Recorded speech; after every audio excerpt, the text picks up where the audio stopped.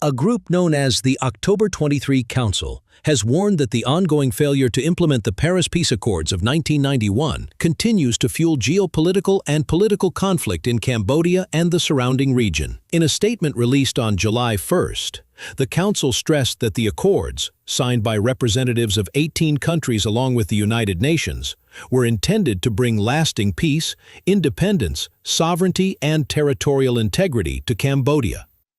The Council said that all signatories, including Cambodian factions, are bound to uphold these principles to ensure regional stability.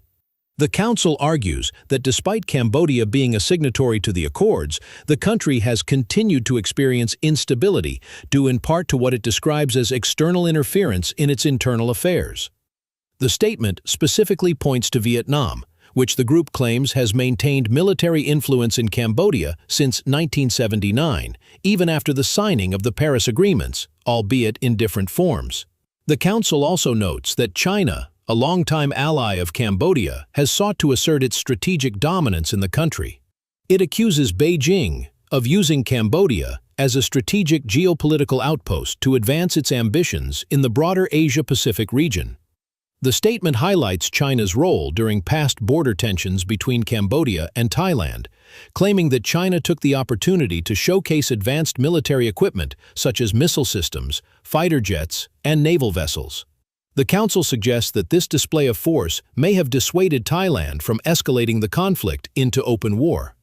The group raises concerns about calls by the Hun political family for national unity, which, according to the statement, have involved pressure on opposition parties and dissenting citizens to align with the ruling party. It questions whether this is in the spirit of the Paris Peace Accords, or simply an extension of foreign-influenced political strategy. Now more than 3 decades since the signing of the accords, the Council claims that successive governments, particularly the ruling party, have ignored the agreement's core provisions, despite repeated calls by opposition politicians and civil society for its implementation. Hun Sen, who led Cambodia for nearly 4 decades, has frequently stated that the Paris Peace Accords were fully incorporated into the 1993 Constitution and are no longer legally binding.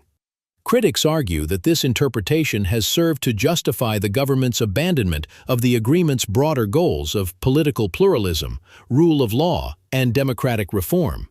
As Cambodia marks 34 years since the accords were signed, debate continues over their relevance and legacy, as well as the ongoing role of external powers in shaping the country's political future.